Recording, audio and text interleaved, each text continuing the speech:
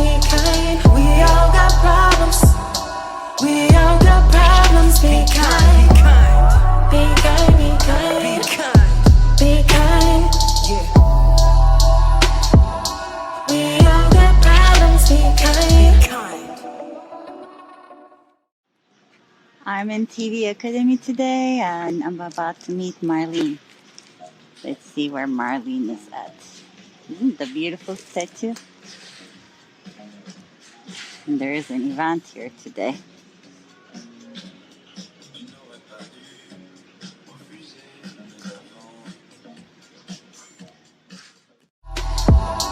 We all got problems. Be kind.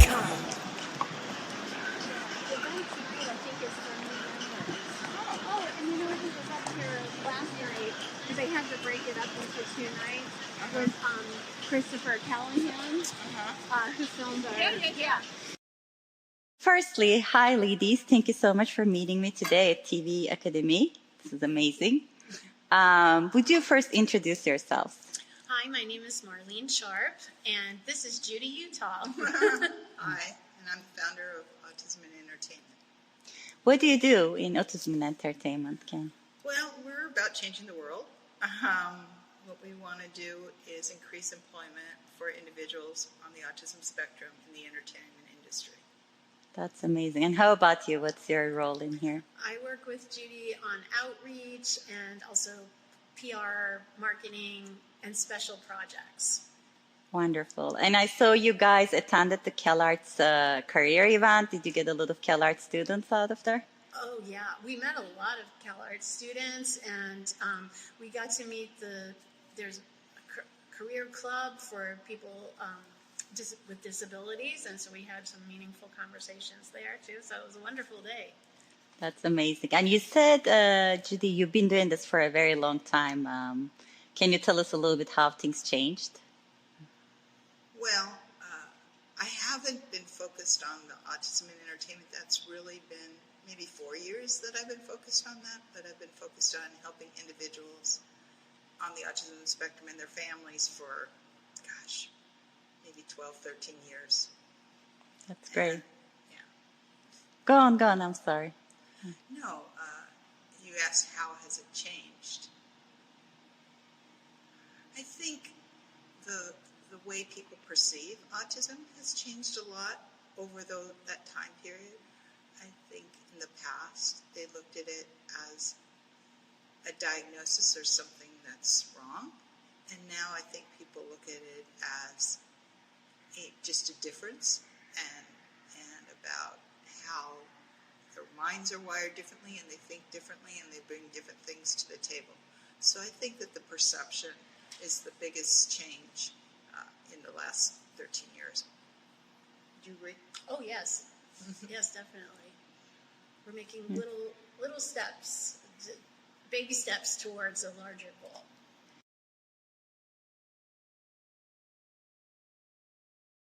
Our project is called Searching for Goodness. How do you think you are contributing goodness, what you do? And one small note, these glasses are very sensitive. They're not like Steadicam. So every time I move my head or shake my head, which I would normally do on the conversation, I'd be like, yeah, whatever.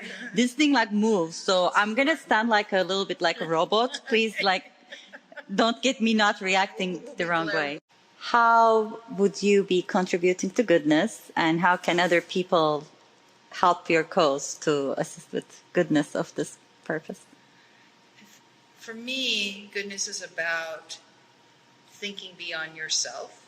It's about thinking of others and always be thinking bigger than yourself. So when you help your son, you help the whole community.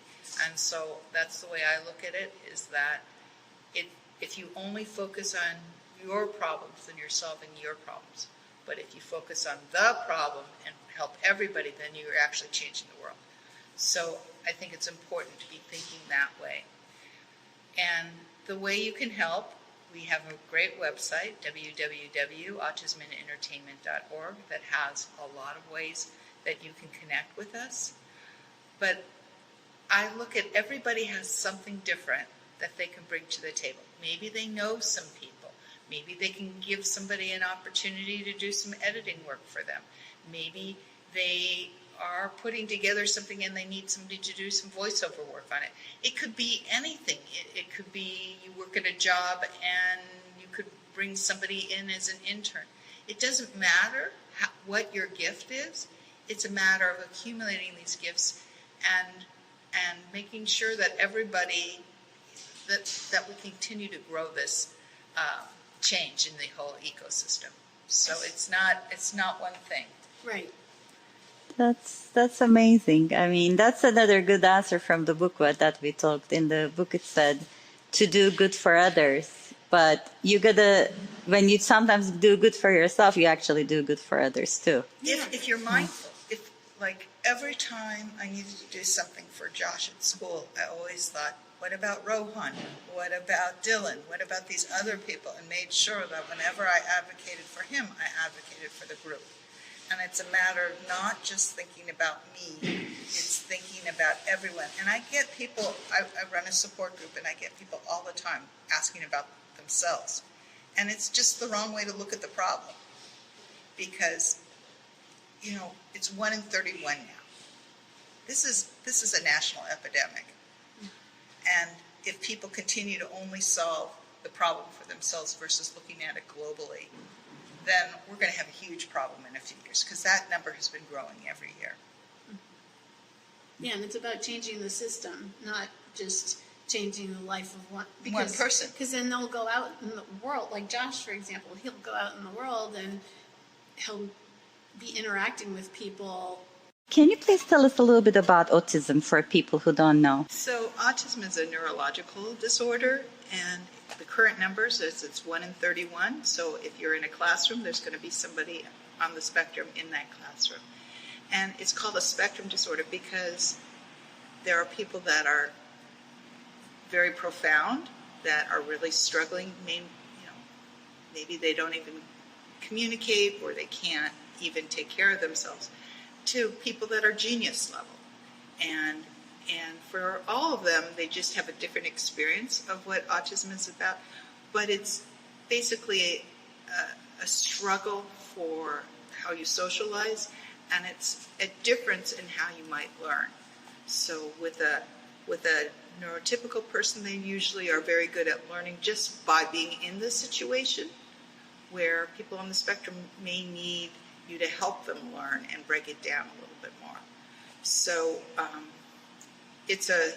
for people on the spectrum, it can be very hard. They act differently, and so a lot of times they're bullied in school and treated unfairly, and then when they grow up, then they have difficulty finding employment. Not because they many of them have degrees, some of them have PhDs and advanced degrees, many of them have built success for themselves. But fitting into the neurotypical world is hard for them, and so it's a struggle for being on the spectrum and trying to find employment. And how do you help in that sense? I support what Judy has put in place. I support her initiatives. So I come to the autism community in a different way. So Judy has a son, who's an adult son, who's on the spectrum. I don't have any kids, and no kids on the spectrum, obviously, but I started working with the autism community through animation. So one thing that I've just observed in my career as a producer of animation is that there's a lot of interest in and affinity for animation and art within the autism community. And I became a consultant for a program that teaches adults on the spectrum about animation. And so through this other program, I got to meet Judy and was really interested in what she was doing. At the time that we met, she was organizing the first ever Autism in Entertainment conference. And that conference was all about uniting people on the spectrum with potential employers, because employment seems to be an ongoing struggle for many in the community.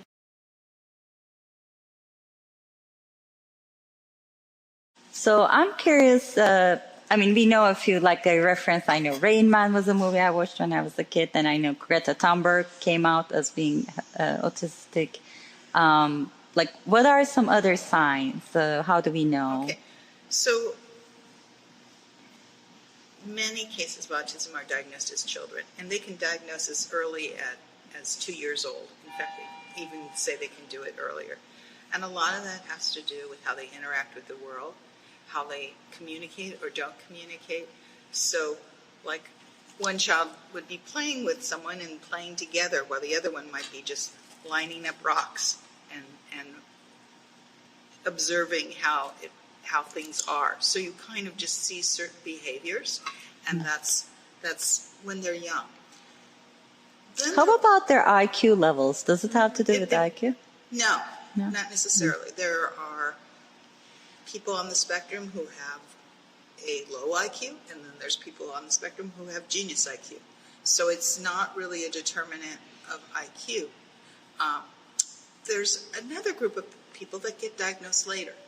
Oh, and I should mention also that of those diagnosed, it's primarily men.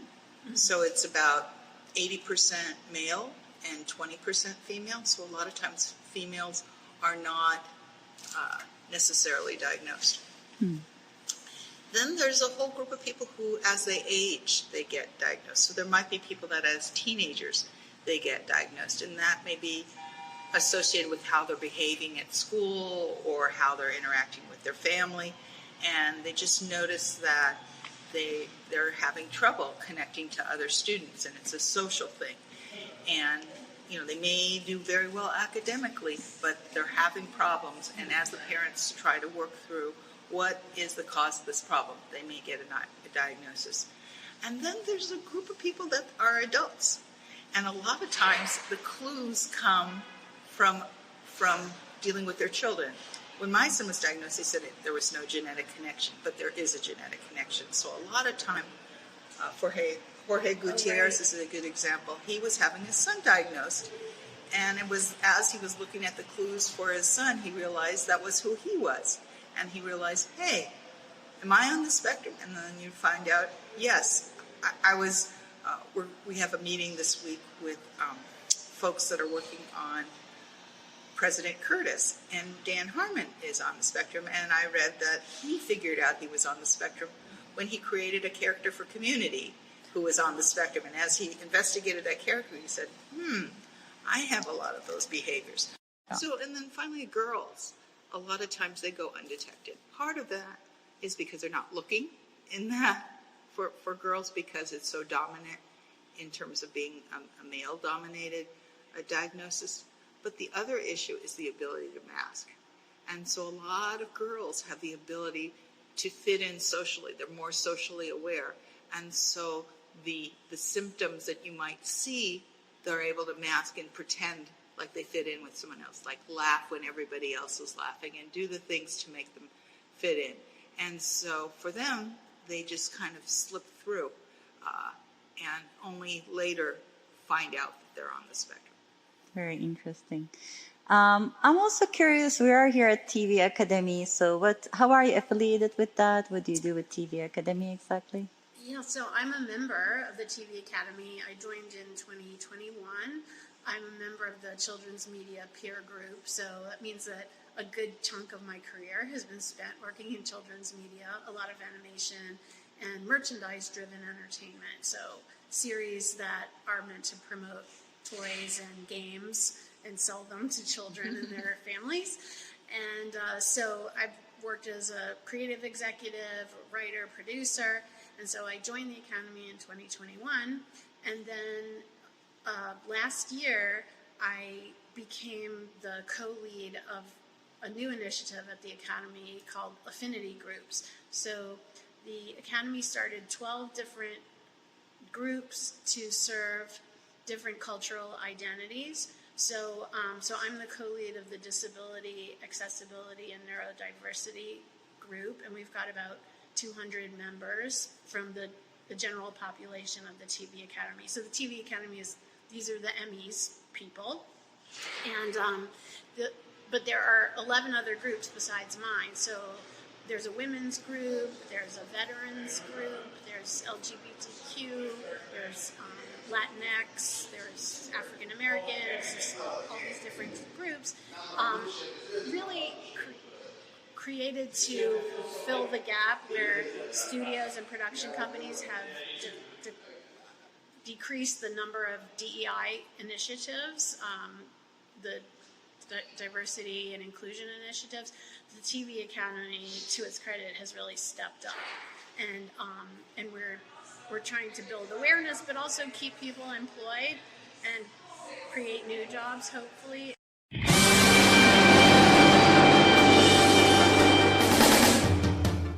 And actually, still is. And I'm beaming into Multicon to roast my least favorite Pokemon on Earth. Victory Bill. Ugh. That blood-curdling, screaming picture plant of horror still hurts my ears to this day. It's constantly either gobbling up James or screaming on top of its lungs. I don't know if I could scream that high. It sounds like this.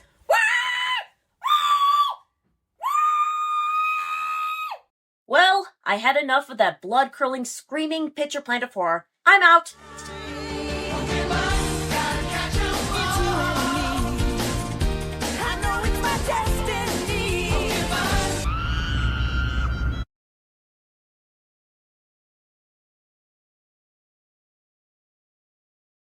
The motion picture home. Yes, go. Yes. So before I was very involved with the autism community, I did volunteer work at the motion picture home, MPTF, and I worked with the people who are retirees and are now in this extended care facility. And so a lot of them are really accomplished in the entertainment business, but they're in advanced age, and some of them their health has been impacted and so forth, but they still want to work and do stuff that they did when they were younger and active in their careers. And so I worked in a TV studio on site where we would do projects with the residents, and a lot of them were just so grateful that somebody was talking to them. Many of them had family, but family didn't necessarily come to visit them or anything like that. And so I see a lot of common denominators with that community and the autism community, because there's still so much interest and talent and so much life still there. And why not encourage that, So yeah, just trying to follow the golden rule and treat others the way I would want to be treated. That's it. That's the secret sauce. That's a beautiful rule.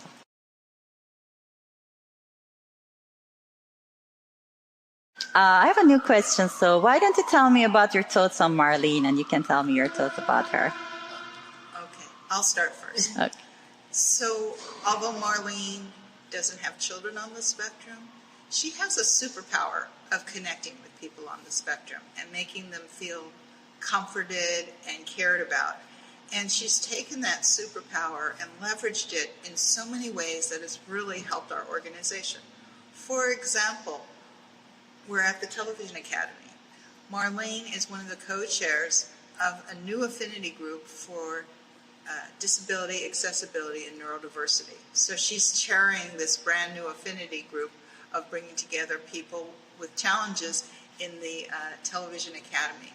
And she does that in a way that makes everybody feel comfortable. And having that is a huge achievement for us, because it acknowledges that there's this population that needs to be considered. Another thing is, in her trying to solve problems, she ended up becoming a manager for Sandstone Artists and representing about a dozen or so individuals on the spectrum. And she does it in such a way that all these crazy opportunities arrive for these people, which helps elevate what we're trying to accomplish. So and to be honest, she meets one-on-one with my son twice a week. Yes. And you should tell her the story about Robert. He got a prop from this show called Solitaire. That was this bed of nails that my son now owns. So, from a game show. From a game show that prop. Josh. Yes. So just by her ability to relate to people, to connect, a genius level ability to connect people together and remember who everybody is. It really has opened doors, and that's what we're about. Oh, thank you, Judy. You're welcome. Oh my gosh.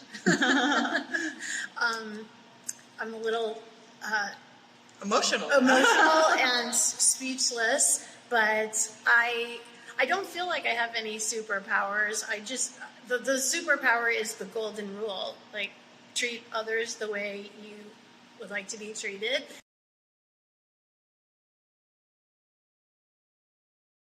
The affinity group that I co-lead with another gentleman, he's actually one of the editors on The Voice. And he is an example of what Judy was talking about, a late in life diagnosis of autism. Mm-hmm. So he's in his 50s, and he was just diagnosed 2 years ago. And so it's such a blessing that we were paired with each other, because he's so eager to learn and also to help in the community. And then we have other people in our affinity group with other disabilities. I mean, all kinds. Mobility as well as cognitive, and it's interesting to also hear the issues that other people have experienced, because everybody who's in the academy has reached a certain level of achievement in their career. You can't just walk in off the street and join. So all of our group members are accomplished. Many of them are multiple Emmy winners, but yet in our affinity group, they're all in some way disabled, and they've experienced all kinds of challenges and all kinds of things, and we just address those in the group. My interest peaked because just yesterday I was thinking about it. I found a book by coincidence while I was passing by. You know how they put those little books in the neighborhood? They have these little boxes. Libraries. I saw a little book and I grabbed it. They had like penguins on it. It's a children's book. It's called Treehouse. Mm-hmm. It's a series, apparently. Mm-hmm. And I started reading this book. My goal, you were asking earlier, this is a podcast right now. My goal with this show is to turn it into a movie and a travel series all over the world. That's the goal, each continent. And Antarctica is the first continent I want to go to. I even wrote a screenplay about it. And in this children's book, these kids are going to Antarctica, of all the places. Wow. It's all about Antarctica. And it talks about doing good for others. You have to do good for others, and you have to work really hard. And just yesterday, I remember there was also a series called Choose Your Own Adventure. Remember that? Like, if you make a decision, you go to one page. If you make another decision, you go to another page. Yes. I loved it as I was a kid. And just yesterday I thought about, oh my God, wouldn't it be awesome to make a children's show, like a combination of the Treehouse series? Because these two kids, like, I think keep going to interesting places like that, some magical thing. Like, would you be interested in something like that, as you have producing experience with children's shows and everything? Yeah, in fact, the Treehouse book that you mentioned, is it called The Magic Treehouse? Yes, yes. So I'm sorry, that's right.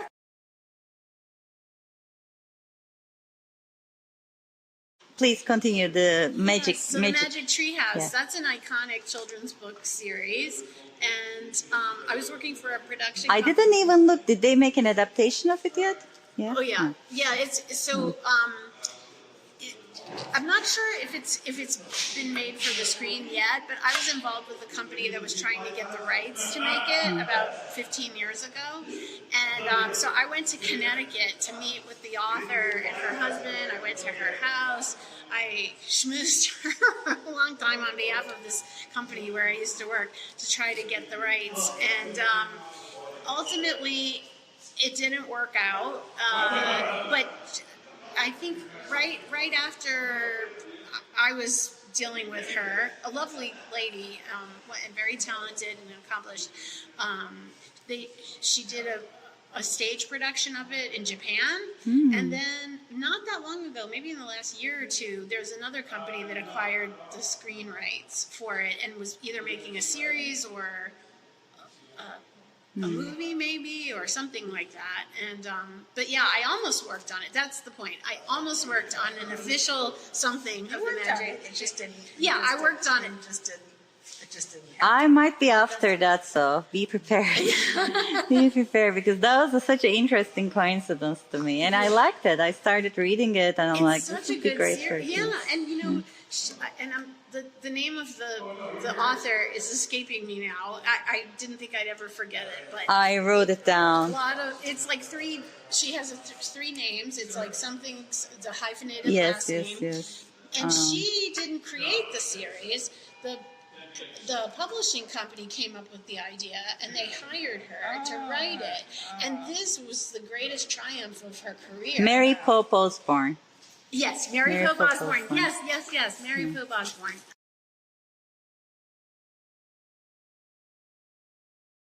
Any last thoughts? We say here, goodness will win. I'd like to hear that from you. Goodness will win, and invite our audience to watch Searching for Goodness, the full episode, and of course, promote yourselves. Go ahead. Okay. Goodness will win.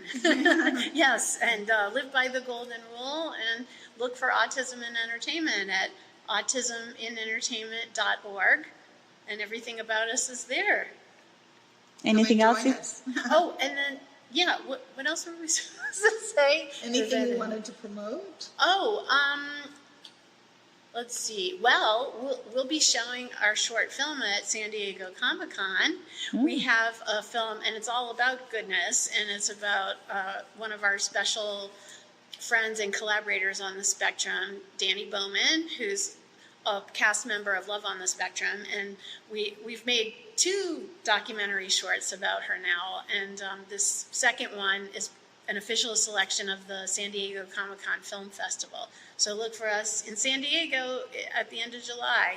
And if people would like to reach out to you or apply to work with you, how do they do that? They can go to our website. They can email us at info@autisminentertainment.org and just tell us who they are and what they are inspired to do, and we'll be happy to call them and figure out how to get them involved. Yep. And also we're very active on LinkedIn. So that's a place where people go to look for jobs and to hire and to talk about the world of employment. And so we have a LinkedIn page, and How about social media? yeah, LinkedIn is number 1. And then we're also on Facebook and Instagram, and we have a YouTube channel, and that's about it. Yeah, this is such a nice area because it's these cool statues of like legends in our business, and this is such a nice place. We're hoping to have the next Autism and Entertainment conference here. Oh, let me know. I'd like to come. That's our goal. When are you planning for that to happen? Well, we'll see. We'll see. I'm hoping for May of 2027. Okay. Yes. So another year from now. Okay. Yeah. Look, they left us a nice dress. Let's dress and get in. So pretty. I really want to win an Emmy too. That's my dream. I've been to an Emmy Award one time, Emmy Award ceremony. Yes. It was really nice. It is. All those award shows are such. That's the closest we come in the United States to royalty and like Right. coronation or something. My Like, husband's father was nominated for an Emmy. Oh, for what? He was a television film editor. I think it was for the Medic. Very nice. and that was we went to see his film. That's right. Yeah, there's a special screening of her late father-in-law's film. Ooh, there's a big wind right now. Yes. Did your family still live in Turkey? Yeah, they are. We're there. I'm gonna go visit them soon. Oh, And are you Yes. married or do you have kids? Or? No, I'm still single. I was married once, then I got divorced, and if I'm gonna get married again, I'm being very extra careful. yeah. I hear you. Will you park this way too? Where was Granville? I parked like by the Granville. Oh, Granville. It's Granville's that on the way. other way? Okay. Yeah, it's across the street. Okay. over there. All right. So, Bye. Thank you, Very Bessie. nice to This meet is so you. great. You, Yeah. Very Bessie. nice Thank to you. meet Take you. care. Yeah. You and take we'll care reconnect too. about the videos and all the other stuff. Okay. Have a great day. Bye bye.